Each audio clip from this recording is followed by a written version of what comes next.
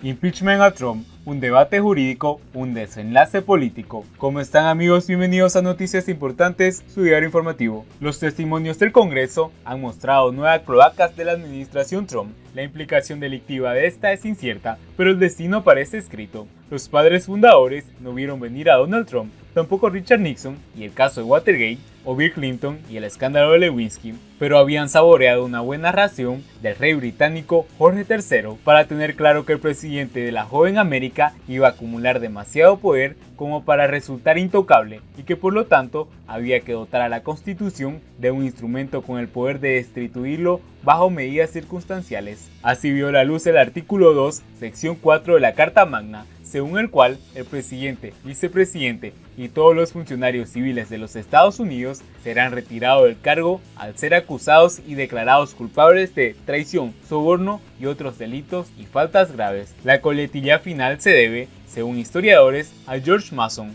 autor de la Declaración de los Derechos de Virginia, que temía que ceñir los supuestos sobornos dejaba a cualquier presidente un margen excesivo. Algún hombre debe estar por encima de la justicia, planteó en la Convención Constitucional de 1787 y convenció a los autores. Lo demás, que se entiende por delito digno de impeachment, es lo que 230 años después sigue debatiéndose en Estados Unidos. El Congreso norteamericano ha puesto en marcha por cuarta vez en la historia este proceso excepcional al trascender que Donald Trump maniobró este año para lograr que Ucrania anunciase unas investigaciones que perjudicaran a los demócratas. En concreto, pedía a Kiev que indagara en torno a Burisma, la empresa gasista en la que trabajaba el hijo de Joe Biden, Hunter, mientras su padre era vicepresidente. También solicitaba que investigara una teoría conspirativa según la cual fue Ucrania y no Rusia el país que interfirió en las elecciones estadounidenses de 2016 y no para favorecer a Trump, sino a Hillary Clinton, en contra de lo que ha concluido los servicios de inteligencia y la justicia estadounidense. Trump pidió abiertamente estas acciones a su homólogo ucraniano, Zelensky, en una llamada telefónica del 25 de julio, que el presidente, como defiende el legítimo interés contra la corrupción, pero una clave para saber si el mandatario cometió soborno, extorsión u otro tipo de abuso que justifique su destitución, estriba en si usó la promesa de una reunión con Trump que deseaba Zelensky o la entrega de ayuda militar como mecanismo de presión. Durante semana y media, una docena de testigos han desfilado por el Capitolio describiendo, en conjunto, una diplomacia paralela que buscaba influir en Kiev y en la que Rudy Giuliani, abogado personal del presidente, tenía un papel fundamental. El testimonio más explosivo llegó el miércoles de la mano del embajador estadounidense de la Unión Europea, Gordon Sondland, quien certificó las presiones y atribuyó la orden al presidente. Poner en marcha un canal de diplomacia con tu abogado personal es una idea terrible y un error de juicio, pero no es lo mismo decir que el presidente ha cometido un error tan grave que justifique un juicio político, afirma el republicano Robert Ray, fiscal independiente del caso Whitewater, un escándalo inmobiliario que salpicó a Bill Clinton y a Hillary Clinton en los 90, pero del que quedaron exonerados por Ray.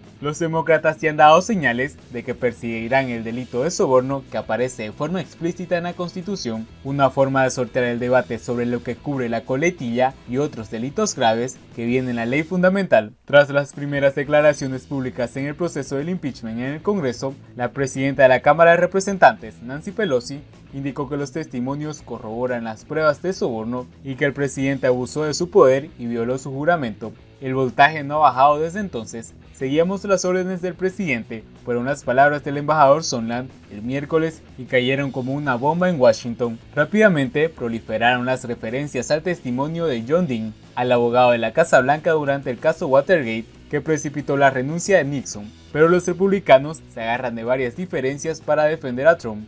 Mientras Dean describió múltiples reuniones para discutir sobre el encubrimiento del caso Nixon, Sondland tuvo que admitir que el condicionamiento de las ayudas militares a Ucrania nunca se le explicitó, sino que se dedujo por el desarrollo de los acontecimientos. La presión para conseguir que Trump se reuniera con Zelensky, la otra moneda de cambio que se juzga, se manifiesta por el abogado del presidente Rudy Giuliani, y el 9 de septiembre, en una llamada telefónica, el mandatario recalcó que Sondland no quería nada de Ucrania a cambio de la investigación. No quiero quid pro quo. Pero el calendario es importante. Para esa fecha, a la Casa Blanca ya se le había notificado de la denuncia presentada por el denunciante anónimo sobre este asunto, que acabaría siendo el detonante del impeachment, y Trump tenía motivos para hablar así, cuando los episodios previos habían apuntado a la dirección contraria. Uno, si quiere, puede pensar que el presidente no está diciendo la verdad, pero esa prueba es exculpatoria, recalca Robert Reid. La profesora de Derecho Kim Hill, experta en constitucionalidad y también colaboró con la investigación Whitewater, recalca que esta no es una investigación penal y por lo tanto no hacen falta pruebas directas del presidente para justificar la prueba en marcha del proceso de una docena de testigos. Las pruebas han demostrado que el presidente Trump y Giuliani utilizaron el poder de su cargo, la capacidad de enviar ayuda militar a cambio del anuncio de investigaciones contra su rival político,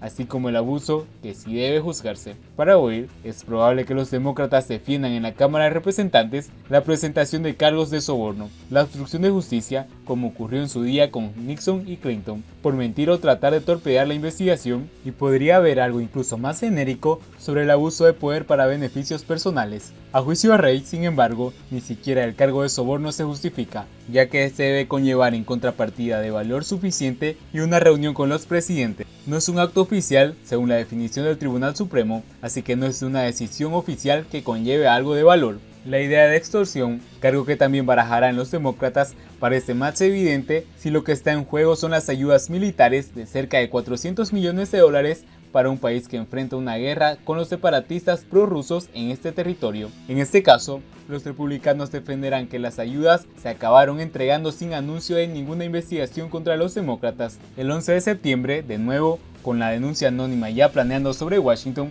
y que el objeto de extorsión, el presidente ucraniano, ha negado las presiones. Tampoco está claro si se puede hablar de traición. La Cámara de Representantes, de mayoría demócrata, posiblemente aprobará cargos en el Pleno y en el Senado, donde se celebra el juicio propiamente dicho y se vota el veredicto. Hoy por hoy parece fácil la absolución, gracias a la mayoría republicana, salvo nuevas revelaciones que rompan la baraja. Cuando diseñaron el impeachment, los padres fundadores tenían que prever que el proceso de destitución iba a derivar en una discusión política de estas características, dado que el Senado no fue escogido directamente por los votantes hasta 1913. Hasta entonces, eran las asambleas legislativas de los estados las que los nombraban. Alexander Hamilton, tan revivido hasta ahora por el famoso musical, sí expresó su preocupación porque este se convirtiera en una herramienta partidista en defensa o en contra del mandatario sometido a juicio. Andrew Johnson, el primer presidente que se sometió a esta votación en 1868, salió absuelto.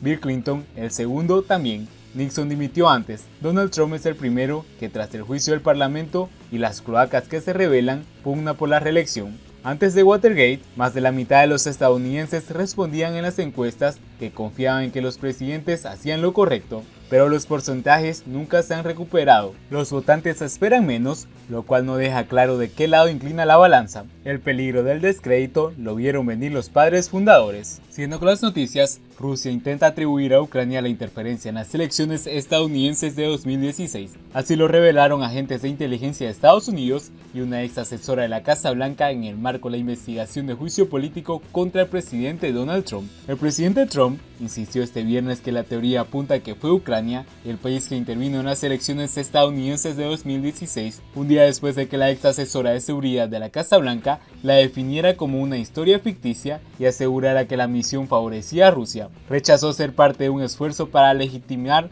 la verdad alternativa de que el gobierno de Ucrania es un adversario de Estados Unidos y de que Ucrania y no Rusia atacó en 2016, dijo la ex asesora principal del presidente Donald Trump para Rusia, Fiona Hill, en su testimonio. En ese sentido, aseguró que la exitosa campaña de injerencia de Rusia en 2016 para influir en las elecciones que tuvieron lugar ese año y que ganó Trump es evidente hoy en día, y lamentó que sus efectos sean que la nación está quebrada y la verdad es cuestionada. Esto es exactamente lo que el gobierno ruso estaba deseando, aseveró, que podrían enfrentar un lado de nuestro electorado contra otro. A juicio Hill, estas ficciones son dañinas incluso si son usadas con propósitos políticos domésticos, por lo que solicitó a los legisladores no promover falsedades motivadas políticamente que tan claramente favorecen los intereses de Rusia. Añadió una nota de alarma: Rusia y sus aliados se han preparado para repetir la interferencia en las elecciones 2020 en las que Trump busca su reelección.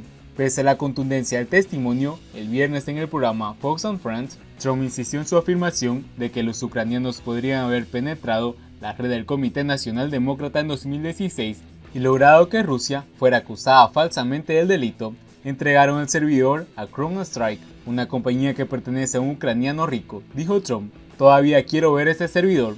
El FBI nunca ha conseguido ese servidor. Es una parte muy importante de todo esto. La hipótesis de que Ucrania fue culpable de la injerencia en las elecciones 2016 ha sido desacreditada también por las agencias de inteligencia y los propios asesores del presidente. En efecto, con un artículo publicado por The New York Times, agentes de inteligencia estadounidense hicieron una declaración muy parecida a la de Fiona Hill y aseguraron que Rusia había dedicado un año en la campaña que tenía como objetivo enmarcar a Ucrania como responsable del pirateo de las elecciones de 2016. Ucrania, un país exsoviético, ha sufrido desde su independencia en 1991 una fuerte presión de Rusia que intenta perder su influencia a través de intromisiones políticas internas, difamaciones contra políticos prooccidentales y acusando a quienes son críticos de Moscú de tener inclinaciones fascistas. Si el contenido es de tu agrado, por favor no olvides suscribirte, dejarnos un buen like y compartir nuestro contenido. Si tienes alguna sugerencia para mejorar el contenido de nuestro canal, por favor escríbenos en la caja de comentario. Si te gustaría saber acerca de un tema específico, por favor escríbenos en los comentarios. Así termina nuestro diario informativo del día de hoy. Nos vemos en el siguiente informe.